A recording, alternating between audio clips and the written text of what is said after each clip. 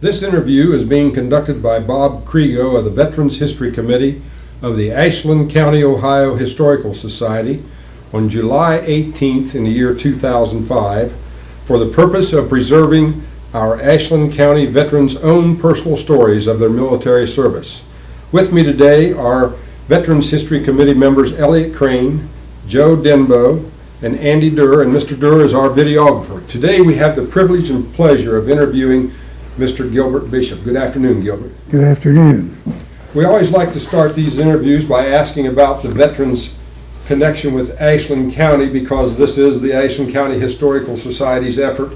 So can you give us a little bit of a view of your connections with Ashland County? Well, my connection is I've lived here most of my life. Was born in Richland County, just across the line, and still live here. So did you move to Ashland County as a boy, perhaps, or after your military service, or? I moved to Ashland County when I was in the 4th grade in school. Okay. So you went to school in Ashland County somewhere too, then? Yes, down in Hayesville. Yeah. Mm-hmm. So you're a long time Ashland County in there. Yes, I am. Yeah. And you presently reside right here in the city of Ashland, correct? Yeah. Yes. Well, we can see from your uniform you served in the U.S. Army. We always ask what branch, but that's pretty obvious. And we're glad you brought your uniform, or your jacket and hat and ribbons and so forth. It makes this more interesting for the people that will be looking at this in the future. He's fortunate he can get into it. Yeah, I remarked on that earlier. Yeah. Would you tell us about your beginnings in the military service? How did you get drafted, or did you volunteer, or and tell us a little bit about your induction and so forth. I was drafted, and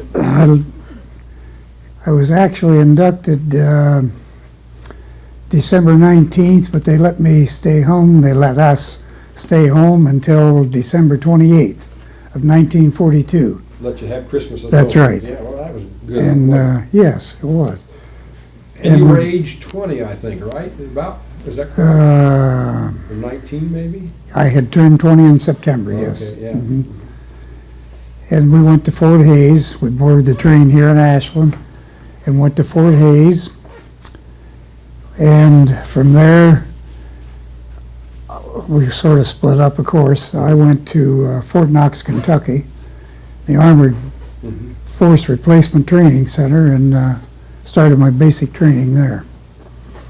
So you had the very basics of marching and rifles and all that sort of thing. Just general basic training, right. In spite of the fact that it's an armored training base, or was at that time. Yes. But they did routine basic training there Yes. too, apparently. Yeah. But you were actually trained in the armored end of it. In other words, they assumed you were, and you had to assume you were going to be in the armored division or armored group. And as it turned out, I was. Do you remember how you felt about being in the armored as opposed to maybe being strictly an infantryman, or did you just more or less accept it and say, this is what's happening to me, this is where I'm going? That was part of the shock of going into the Army. You didn't really care where you were going. Just get it over with. Just get through. No, I had no preferences, really. Do you remember roughly how many weeks your basic training was? 13. 13 weeks, pretty lengthy then. And how did you endure that, as far as, did you find it really tough, or were you young and pretty stout at the time and got along with it all right? No problems. No problem. No. I wasn't in all that great a shape, I don't think, when I began, but I was when I finished. They got you in shape, huh? The worst part of it was getting up at 5 o'clock in the morning, going out there and picking up cigarette butts. I hated it. But other than that, it was a good session, really. So you had 13 weeks there, and then did they move you then to, did they keep you at Fort Knox for some advanced training in the armored aspect, or did you move on from there? No, I took 6 weeks of mechanic training at Fort Knox, and then moved on to Camp Campbell, and was put into the 20th Replacement Division, armored tank. 20th, I forget the total name of it, but it was, it furnished replacements for overseas. Any And armored unit probably, right? yes, yes, Overseas, that yes. they needed. Yeah, it wasn't just for the 20th, although there was a 20th. Mhm. But I didn't go that direction to Europe where the 20th was. We did, I was at Fort Campbell about, 10 or 11 months, just training. Tried to get on overseas shipments, and they would reject me because I had bad teeth. And they didn't do anything about it. They just sent me back to my outfit. So finally I went out. Send you back, huh? I finally went out on sick call and told them I had a horrible toothache. And I ended up having them all pulled, Really? every one of them. I was age 20 then. And I didn't get on an overseas shipment after that until then they made up a 788th Tank Battalion out of this, when they split this 20th Replacement group up, and I was in it, so we trained in tanks, medium tanks, M4s. And we went to, we did, what did they call it? Not bivouacking. You went to another camp and put on, took part in a Maneuvers? yes, maneuvers. That's right. We went to Camp Polk, Louisiana, and we also went up to Camp Breckenridge, Kentucky, for I think 4 or 5 week maneuvers. So were you at that time mainly associated with the M4 tank, or? I was a tank driver, Uh-huh. and we took our tanks with us. We drove them both places from Fort Campbell, Kentucky. We had to put rubber cleats on the tracks, and at 25 mile an hour, we went down the road. Took a while though, I bet, huh? Yeah, yes, it did. Now the M4, I don't know tanks by numbers. I know what the Sherman tank. Sherman. Is that was the Sherman. That's one? Sherman, The yep. M4. Okay. Mhm.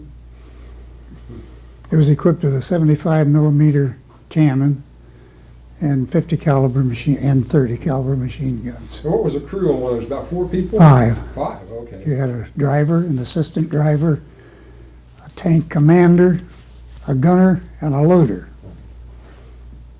That's pretty crowded quarters when you get all 5 of you. in Sure there. was. Well, the driver and assistant driver was done in their own compartments, separated from the other 3, because the other 3 were in the turret that turned.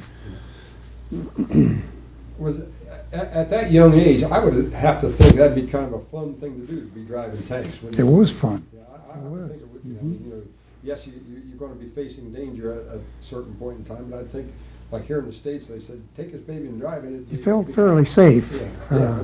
in a tank. You said earlier that you were trained in mechanics. Did you take care of your own tank then, or? Just basic maintenance is all. I sort of volunteered to take the mechanic session because I wanted to know what a tank was made out of. And of course they had radial engines in them, those did, and in order to, when you went to service them, you just pulled the engine out of it and worked on it, on a stand. It was a large engine, of course. I think it was, I don't remember how many cylinders it was now. I think 8 or 9. These were gasoline engines, right? Yes, absolutely. 100, you burnt, at that time we called it 100 proof gas, 100 octane gas. Now, did you have to learn, though you were the driver, did you have to learn how to handle all the other positions in the tank in case there was something happened where Yes, you had to replace yes. each other? I mean, you had to learn how to fire the gun and... If I Your remember machine gun. right, we all took a short session of training on as a loader, as a gunner, as a tank commander. And when I say assistant driver, he was more of a radio man than he was actually. I don't know how in the world, if something would have happened to me, I don't know how we'd have changed places anyhow, because tiny compartment with a big transmission sitting between you. And you were on the, let's see, you were on the left side facing Right, forward? right. Mm-hmm. And tell us a little bit about actually driving a tank. I mean, you had pedals and levers, I guess, right? You had, I'll have to think. You had one large pedal that was your gas. The brakes were in your, you had two levers up here. You brake this one, you turn left. You brake this, pull this one back, and brake the right drive gear, and that's how you steered it, that's how you braked it. Did it have a clutch in addition, or do you recall? Yes, it did have a clutch. Way to the left, if I remember right. And it was always amazed me because the gas pedal was bigger than the clutch pedal. And they were hard to shift. Was it like a 4-speed transmission, or? I think it was only 3. I believe it was only 3 speeds, if I remember right. The reason I'm a little vague on that, I never went into combat. I never went overseas with the tank. They changed us in the meantime and put us in different vehicles. So, but I believe it only had first, second, and third gears and reverse. So you had to use the clutch then to change gears? Yes, and- oh yeah, and oh reverse yeah, and so forth. yeah. And they shifted hard. I can remember getting my foot up on the shift lever and pushing on it to get it to go into gear. So you finished up then, you were what, in Louisiana on maneuvers? I finished up at Camp Campbell. Oh, okay. Hmm. And they decided in March, I believe, February, March of 40, this would have been 44, that they were going to make us amphibians. And so we practiced loading our tanks onto flat cars, but we ended up not taking our tanks. Oh. We went to Fort Ord, California, and drew amphibian tractors, they called them. They called them water buffaloes, landing craft, you name it, but I think the official term was amphibian tractors. Those are probably the ones we all have seen pictures of in Tarawa and That's right. Iwo Jima That's landings exactly and right. Yep. Okinawa. And, Absolutely. Yeah, those are the ones. Yep. Tell me a little bit about what you thought of that vehicle. I mean, you were suddenly thrust into learning how to run that thing. And Scared to death. Because immediately after drawing our vehicle and maybe having a day or two sitting around listening to somebody explain how they operated and what to be careful of, they start out in the ocean from Fort Ord. They usually had a high surf, sometimes as high as 8-10 feet, and these Amtraks they were bellied, tapered, and you better hit that wave square when you were going out into the ocean, because you went off from the sand into the water, and if there's a large breaker coming, you better hit it square. If not, it could upset you. It could hit you end over end. And we had some of that happen, not myself, but it happened a couple times. you've got a picture or two of those, right? Yes. We can zoom And in. that belly on the front, Yeah. If you could Straighten a little bit, yeah. Yeah, if you hit it square, the water would raise you right up. You'd go up over if you didn't hit it square, it could roll you over. And what was the propelling force in the water? Was that just the tracks or was there a propeller on the thing? Tracks only, those cups on the So you tracks. still steered the same way, more or less, right? Absolutely, yep. Can you get her in? They were built very much like a tank as far as the chassis is concerned. But of course, and they had armor on the sides, but only up to where they sat in the water. In other words, there was no armor above the water. I don't know why. Not too comforting, was it? No, it wasn't. Yeah, he wondered about mines. Now, your unit had a name too, the name of your vehicle there. My vehicle Yeah. was called the Tennessee Rambler because the tank commander was from Oh, Tennessee. okay, so He called named it. Tennessee Rambler. You got any others of that you can show us while we're in the picture mode here? Well, there's a front end view of, this was our foxhole.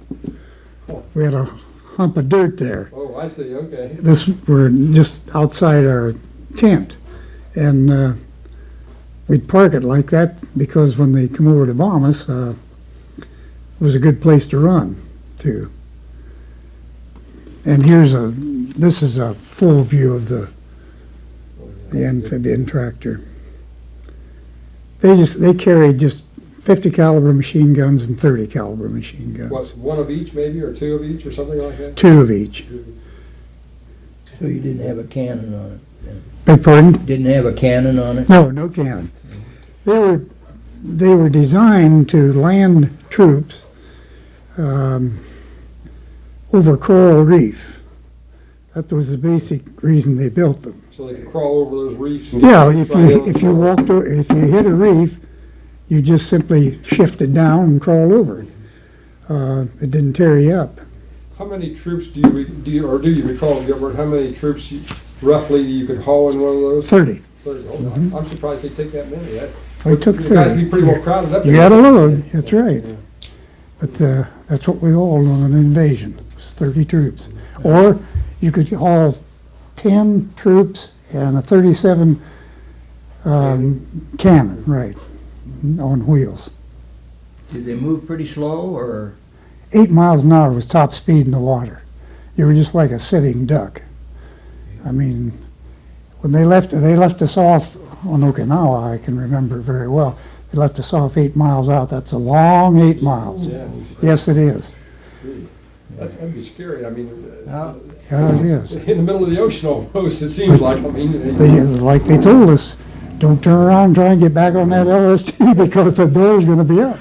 The ramp's going to be rolled back up. How did they launch them? Did you went out of an LST? you Yeah, said?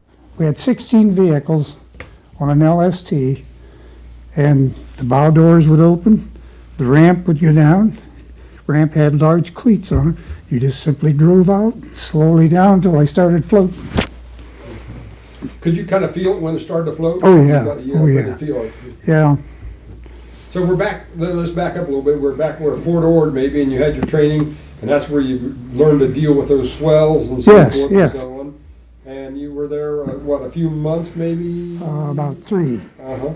And then, were you shipped out We then? were shipped up to Fort Lewis, Washington, and got on a ship. Do you remember what ship you, I don't remember the name. I remember it was an old Liberty ship, oh, okay. and they had gutted the inside of it and put in bunks, wooden bunks, and 5 high or 4 high? it was a horrible Yes. way to go to Hawaii. Well, at least if you knew you were going to Hawaii, you knew you were going to a nice place. Yeah, we knew there was an end to that miserableness anyhow. And the chow aboard that ship was probably not. Horrible, absolutely horrible. I wonder if that was like one I'm familiar with, where you had to stand up and eat. They had tables like chest high, and you didn't even get to sit down to eat. Do you recall? No, we didn't have tables. We just simply went through with our mess Oh, kits took and mess went kits, up on deck and either ate it or threw it over the side. Fed the fish. Huh? These were operated by civilians, these Liberty ships, or the one I was on was anyhow. So that voyage probably didn't take too awful long. 12 days. 12 days? Mhm. That's more than I thought. Well, they didn't go in a straight line, you know, they Yeah, right, zigzagged. zigzag because Yeah. subs and so forth. And you landed at Hawaii then, right? Mhm. And you were in Hawaii about a month, did I remember right, or a little more? Let me think. About 6 weeks, I believe. We were stationed at a place called Cocoa Head on Oahu, and we did some more training there. And then we were a unattached battalion. In other words, we had no mother division, except during an invasion, we were attached to a division to, haul the troops in and give them support till the island was secure or they pulled us off for some other reason. So the first landing we made was with the 96th Division. Then we went down, part of us went down to Borneo and worked with the Australians. Then we came back up and joined our group again. And when we went into the Philippines, it was the 96th Division. On Okinawa, it was the 7th Division, I believe. And Aishima, I'm not sure what division. There was just a few of us went in there. So we had nobody to really care about us, is what I'm saying. They took good care of us, the Army did, of course, but it wasn't like you had your own division. You were just, when they decided they needed you somewhere else. In fact, they worked us with the Marines a few times. So you had this training at Hawaii, and then where's the first place you went after that? Was that Leyte or? What was it, where? Leyte? Yeah, Leyte. Philippines? Yes. Hmm. We started out, we were to go to Yap Island. Mm-hmm.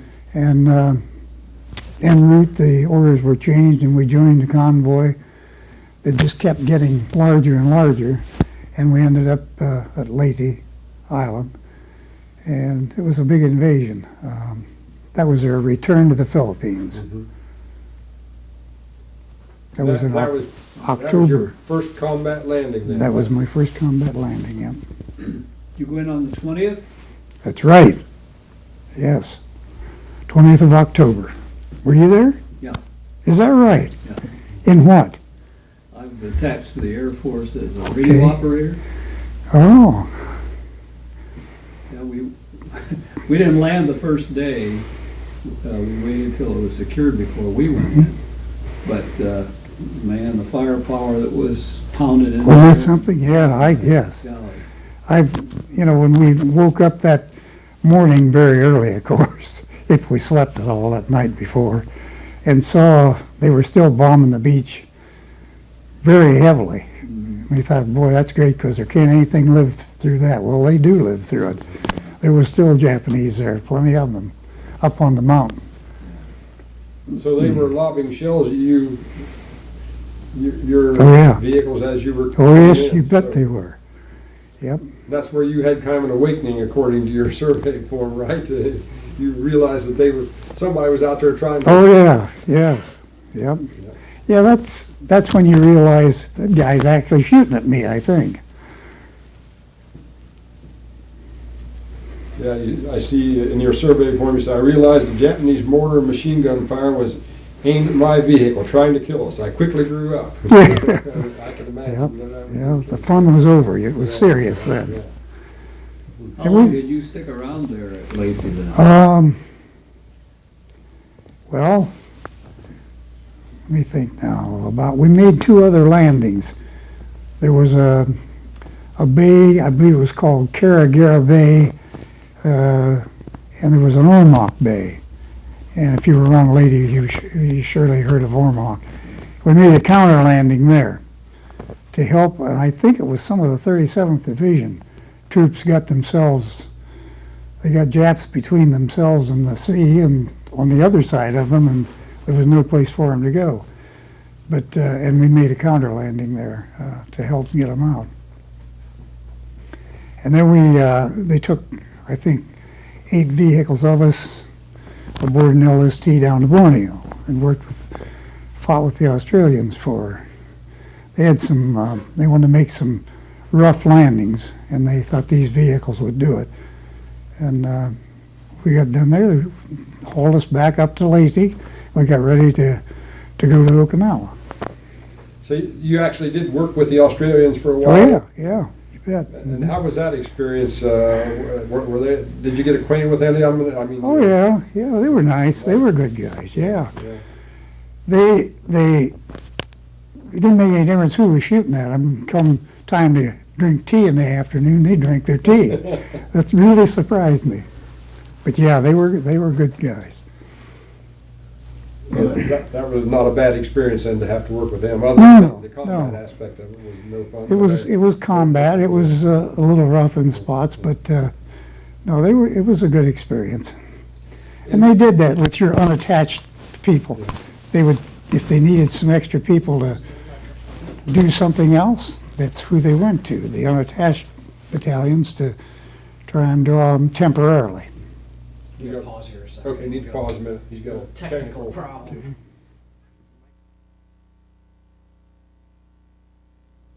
Ready?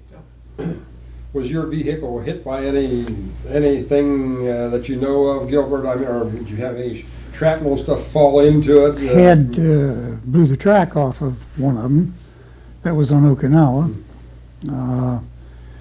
My vehicle didn't get hit on Leyte. My best friend's vehicle got hit, but didn't get blown out of the water. They got hit with an armor-piercing shell. They had 30 men in there, and it hit just above the water. And you can imagine the mess it made. Went right through the vehicle, of course. Yeah, you said there was no armor on the... Not above the water, not above the track. So when you got onto the shore, you weren't really well protected, were you? No, not very well, no. You want as soon as you got on shore, you dropped the tailgate. The driver had a button he hit, and it dropped the tailgate, and the infantry went out both sides. And then you tried to give them 50 and 30 caliber machine gun support if they needed it, if there were Japs right there. In our case, in my own particular case, there wasn't any right there. And you gave them support the rest of that day, and that was the last we saw of those infantrymen. Now, could you move faster than that 8 mile an hour? No, No? I'm not sure. I'm not sure what the land speed, top land speed, very slow. That was water speed, that 8 miles an hour. But it was very slow. And it's just like a tank, you wouldn't dare drive them very fast because they, every little hump they bounce and roll, and you can't get up much speed except on the beachhead, on the beach itself, on the sand where it was level. You could have gotten up some speed, but you didn't want to travel. You weren't hoping to travel very fast anyhow when you were given the infantry support. Did each one of those have an officer as the commander? No, just a platoon. Each platoon had an officer, that's all, just a first lieutenant. Yeah. But as far as your crew on each one of those, Well, the vehicle commander. so he was an officer. No, he was a non-commissioned officer. He was a sergeant. Oh, okay. And the driver was a corporal, and I think the gunner was or the assistant driver, as they called him, maybe it was a PFC. I don't think he even made corporal. They weren't handing out high ranks in that outfit. Well, they must not. No, they Not didn't. too generous. Is So that? the 8 vehicles then, you had no officer in charge of the 8? When we went to Borneo, yes, we had an officer with us then, Okay. first lieutenant, yeah. But in general operation, on an invasion especially, you were just separated or grouped off by platoon, and each platoon had a lieutenant. We had a captain in charge of the company, colonel, top ranking officer was just a colonel. He was the battalion commander. No, they didn't, they weren't rich with rank. So you made the landing at Leyte and went down to Borneo Yeah, later on. and then came back to Leyte then? Mm-hmm, came back to And Leyte. then from there to, Worked over our vehicles, loaded aboard LSTs again and went to Okinawa. okay. Through a typhoon. That's a famous typhoon. I've heard a lot about that. I was so sick, I wouldn't have cared if there was 50 million Japanese on that beach at Okinawa. I wanted off of that LST. It was horrible. But we didn't meet with heavy resistance, at least on our beachhead. Ran into plenty of it inland afterwards, but the Marines had pulled a fake landing, the opposite side of the island. The island was only 3 mile wide at the narrowest spot. They pulled a fake landing the day before, pulled all the Japs to that side of the island, so we had, the next morning we landed on the vacant side of the island, and it wasn't too bad. We actually landed, my vehicle, my group, landed against a stone wall, 12 feet high. We knew we were going to. We had made ladders. I believe they were 5 feet high. And there was one infantryman designated in each vehicle's group that to grab that ladder the minute we touched that wall, set it up on the deck ahead of the driver and up against the wall. And that's how they went over. That's how they landed. The first 30 from my group. So you, going back to Leyte just a second, was your vehicle in essentially what we call the first wave or so on the Leyte landing and the Okinawa? It was in the third wave. Third wave, okay. On what was called Orange Beach. You see, that's the difference. That's why you get different stories on different landings, invasions, whatnot, because it is different. You're on Orange Beach, you only see what's going on Orange Beach. The man up on Green or Red Beach has a totally different, Picture. yeah. Was there a lot of, were there offshore batteries, that is aboard ship firing on Okinawa when you? Oh, went? yes, oh, yes. So you had, Right down Shells to all where over we, the airport. right down to where we hit the beach before they stopped, yeah. Yeah, but that's still, there was some pretty heavy resistance on, off of a mountain ridge. They were digging it up on the mountain ridge, and the mortars, the artillery still came out pretty heavy. now you got a picture or two of yourself there. We don't want to forget to show those too. One, I didn't recognize him because he had a mustache. I saw it. Well, I was just being smart Oh, aleck yeah. there. The He's got some cap, the Japanese helmet, stuff there. and the saber took off of a Japanese just a short time before that. And thought we were being Horsed cute. around, yeah. I think- Any others of yourself there while we're on?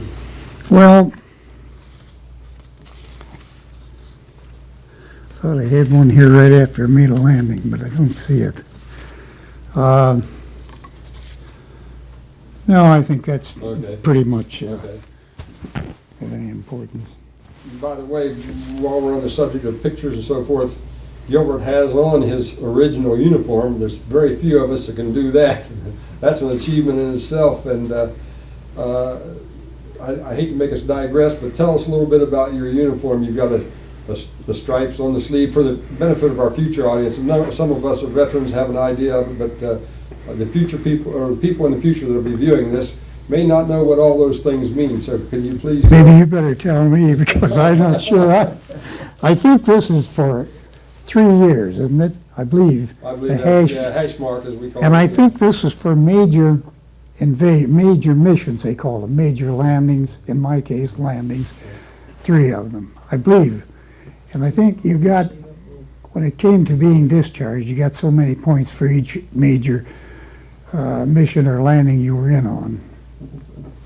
I believe. He asked, can you hold your sleeve up a little bit? He couldn't quite. Oh, I'm Yeah, sorry. yeah, there you go. Yeah. What's the patch for then? This, Yeah. well, it's supposed to be amphibian. That was sewed on at Camp Atterbury. You see, after World War II ended, the battalions like us for MPs, we were MPs for a while, then they put us in the field artillery, and then they put us in the engineering corps, anybody that could feed us until we got back to the States and got discharged. So this, I think, is an official amphibian patch. But like I say, we had suntans. We came back from the South Pacific in January, and we had no heavy clothes like this. They sent us to Camp Atterbury, and I think it was January 30th or 31st, and they issued us these clothes within the week. And there was no suntans issued, of course, just these. And of course, as soon as I got home, I never wore them again, so that's why it's in good shape. And your chevrons and rank was technician 5th? Corporal T5, either, okay. whatever, yeah. And then on the other side, he's got what everybody calls a ruptured duct. Can you point to that, right on your chest there, the discharge thing? Oh, that just means you're a veteran, Right, discharged. Yeah, right, yeah. But the people always call that the ruptured duct. That's right, yeah. And then his ribbons, can you tell us about them? Can you remember which is which? No. Yep, can't, okay. I honestly can't. He's got battle stars on there, though, for the... This is the American theater, Right. or the World War II. There's a medal comes with it too. Right. And I think the Asiatic Pacific middle one, the The yellow. row, yeah, with the battle yeah, stars, yeah. this is the Philippine, I believe. Yeah, I believe you're right. Um, Couple battle stars there. Not sure what that one is. Okay, I guess we got that covered. Then he's got amphibian brass up there on the one side. Yes. And US Well, on the other. actually, it's more armored than it is Oh, armored, amphibian. okay. Yeah. Anyway, going back, I'm glad we touched on that because it's unique to have a veteran in his original uniform from World War II. Let's go back and pick up your story at Okinawa. How long did your unit stay, or did you actually stay on Okinawa a while after you landed troops? We landed. We went over and made a landing on Ie Shima, which is, you've heard of it, Ernie Pyle got killed there. Yeah. And came back to Okinawa, and we made counter landings at the capital city of Naha because they wanted to try and they were trying to take the airport. It was a large airport there. And so we went across the bay and made a counter landing there with Marines, Marine infantry. And you say when you went across the bay, did you actually traverse the bay? Yes, yes, in the vehicle, yes. Didn't put you on LST? No, no. No, you could even vaguely see the Oh, I point see. where we were going to, so. Can we, cut a minute? Yeah. I need to go to the restroom. Oh, that's perfectly all right, yeah.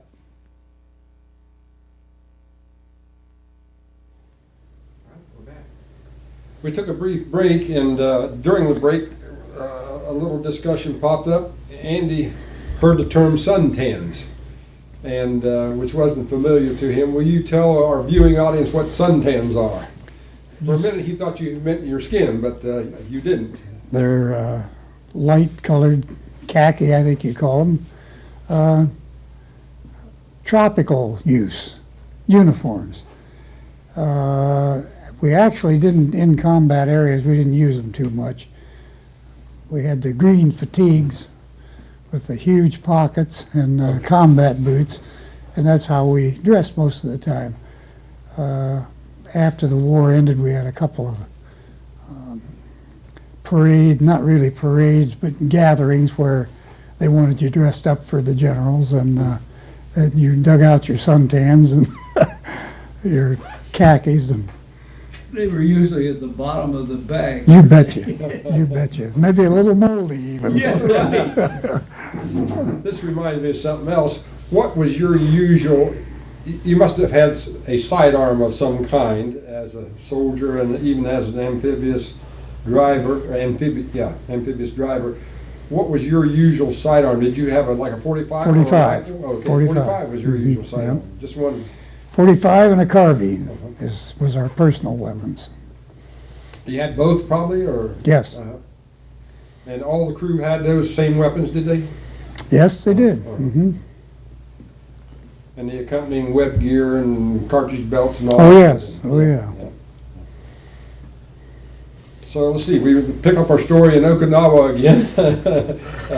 And you went across the bay and helped as far as the landing for, what was the name, Naha? No? Naha. Yeah. N-A-H-A was the capital city. Yeah, I'd heard of that before. And, well, I think they called it the Naha Airport, I believe it was. It was a larger airport, and the Japs had control of it, and we wanted it, of course. And so the Marines were a little low on amphibian personnel, so they drew several vehicles from us.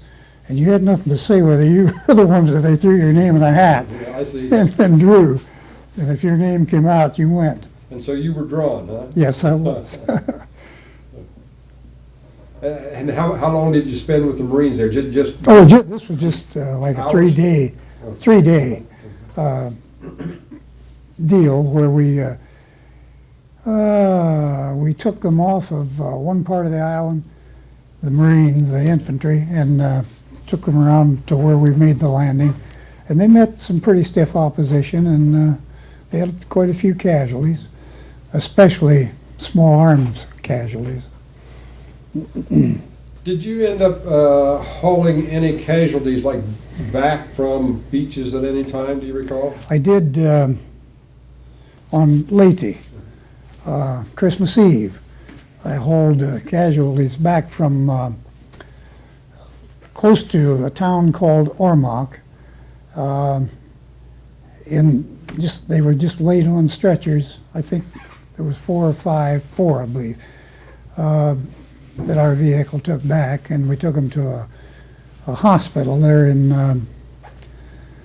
I believe that was Tacloban that you asked about. And I know I wanted to get out of there because there was Filipino girls in there in a choir singing Christmas carols. It was Christmas Eve. I wasn't in any humor to hear that stuff. So then from Okinawa, was that pretty much your experience at Okinawa then thus far? I mean, Yes. we talked about? Yes. And Well, we did, they used us for everything. They used us to haul material, Right. to free up a group that was pinned down, you name it, and where they needed extra personnel, they came to, like I say, they came to the unattached battalions, and I believe at that time we would have still been attached to the 7th Division, but they knew you were available. And you even did some MP duty somewhere along the line, right? Well, that was, yes. After the war ended, just as the war ended, we were loading our vehicles up to go back to the Philippines to draw new vehicles, supposedly, and to prepare for the Japanese invasion. I got you out of sync there then by asking that question. So you were back at Okinawa again. So where did you go from there then? That was it. That's it. Oh, that's it. Okay. We were on Okinawa when the war ended. Oh. Mhm. So then tell us about your transport home then from Okinawa. You learned that the war was essentially over while you were on Okinawa, or Oh, yes. yeah, and probably had a little celebration maybe. Well, those who had access to the field artillery and the anti-aircraft guns, yes, it was quite a Probably had to watch your head a little bit. I little suppose. bit dangerous that night. You kind of had a feeling you ought to be laying on the ground. But sure, we were happy. We were elated. Yeah, right. And the preparations went on that we were already into to get our equipment loaded up and packed away in the vehicles, put them on and we went back to Leyte or Mindoro Island in the Oh, Philippines. back to the Philippines, yeah. And they just used us. We were just sitting there waiting for our numbers to come up to be discharged, sent back. They sort of I think that's how you got the point system. You remember that? You had so many points. Well, I was single. I'd been in 3 years. I think I had credit for 3 major battles, but still I didn't have any children at home or anything like that. So I'd been overseas about a year and a half, I guess. And so I didn't have a high point build up. And it was about, well, let's see, the war ended in, officially, I guess, in September, I believe it was. And I got home in January. But they used us as MPs on a Jap prisoner stockade. And they used us for that. They also used us for, they had huge amounts of clothing, GI stuff, brand new, that we hauled out to a certain area of the ocean and dumped it. The same way with new tanks. They'd send us out with on an LST. You get that tank over the edge, you know, get it started rolling, it slowly roll down, sunk them. Cosmoline wasn't even off the guns yet. So they used us that way. This was after the war ended. We asked one of the lieutenants in charge of burning this stuff. The clothing, a lot of the clothing, they cut a hole or cut a gap through a large hill there on Mindoro, and they would haul this clothing in and cover it up like you do a landfill here. And we asked him, why didn't they just give them to the Filipinos? The Filipinos were hurting for anything. They had nothing. Their country had been pretty well tore up, and the lieutenant said they felt it would be bad for the economy back here. So that's how we spent our last few months over there. Had they loaded your vehicles on LSTs to get you back there to Leyte, or? Oh yes, back to Mindoro. Mindoro, excuse me. Yes. Oh yeah, we went back on LSTs, and from there, that's where they split us up. And they just put you on a list. When your turn came, you got on another LST and went down to Leyte. And when your turn came on Leyte, you got on a slow ship and came back to L.A. Now, was the trip aboard ship coming back to the continent, the United States? Was that trip as bad as the one going over as far as the food? Oh and, no! Conditions? Well, yes. As far as the food was concerned, it was just about as bad. Weevils in the pancakes and stuff like that, because it was still one of the Liberty ship groups that we rode on. But we didn't really care. Yeah. We were heading home. Yeah, and every day was a day closer to home, wasn't it, probably? We landed at L.A. and they took us off and put us on a train to Camp Roberts up in the mountains in California. And from there, they sort of separated us whichever direction we were going, where we were going to be separated. And that was the last we actually saw of each other, you know, our friends that we came back with. Did you ever, during your whole time there, encounter any other fellows or any people from Ashland, or from that you knew from this area, let's say? I did. Richland County, or? One man looked me up on Okinawa from Hayesville. Oh, yeah, okay. His dad ran, I don't know whether any of you fellows are familiar when there was a goods grocery store in Hayesville. And this young man that looked me up was Donald Good. Of course, he knew me. I grew up in Hayesville. And but that's the only one that I saw during the entire time. Let's see. Anybody have any other questions they'd like to ask of Gilbert? How long did they keep you on the West Coast before you went to Camp A week. Prairie? A week. Mm-hmm. You took a troop train or just a regular train? No, it was a troop train. It wasn't a regular passenger train. We were all GIs. Okay. Well, one other thing we should explore too, after you got home then, tell us a little bit about your life since the Army as far as how you spent your working years and so forth, if you don't mind. No, I don't mind. I came home, I got a job immediately, a week after I came home, at Melco. It was a Ohio Public Service generating plant. No longer, hasn't been there for years. It's down on Route 39 between Lucas and Perrysville. I worked there a couple of months, and the Ashland County Sheriff stopped at my house one day and said somebody had told him I tried to get into the highway patrol and was too small. He wanted to know if I'd like to be a deputy sheriff. And I said, not really, but what's it going to pay? And I did take the job then. They'd had a jailbreak here in Ashland, and one deputy got hit over the head and put in the hospital, and he quit while he was in the hospital. I don't blame him.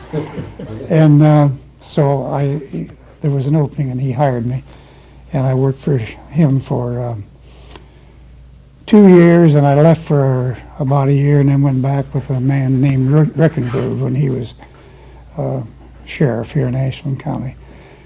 And I went to Mansfield Tire. I put in 27 years there. I left there, took early retirement 5 months before they filed bankruptcy. Ooh. I was already on retirement when that happened. I took a job with the Tappan Company at their corporate headquarters, and I worked there 10 years. They moved it out of Mansfield. I retired. Interesting, by God. Anything else that you would like to add to your account of your military experience here at Gilbert? It certainly has been interesting. And, No, I can't think of anything I need to add. you'll think of something after you're done. It was well, that anybody else would be interested in. I mean, it was in some ways, in many ways, it was a good experience. That 3 years in the Army. I was 20 years old when I went in, and I learned a lot about life and about getting along with people and so on and so forth. And I didn't mind it. Toward the end, it got a little old. You kept thinking, this guy's dying and that guy's dying. My turn's coming. I can't miss it forever. But the war ended, so I did miss it. Well, the Ashland County Historical Society wishes to thank you, Gilbert, for sharing your very fascinating and interesting account of your military experiences with it. We really appreciate, we of the Veterans History Committee appreciate you taking the time to be with us today and telling us your story. It's been a real pleasure and a privilege. My pleasure, too. Thank you very much. That was really interesting.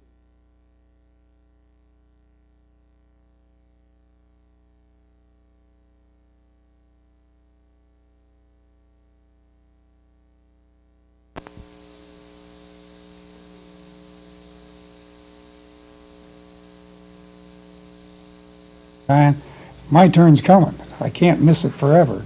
But the war ended, so I did miss it. Well, the Ashland County Historical Society wishes to thank you, Gilbert, for sharing your very fascinating and interesting account of your military experiences with it.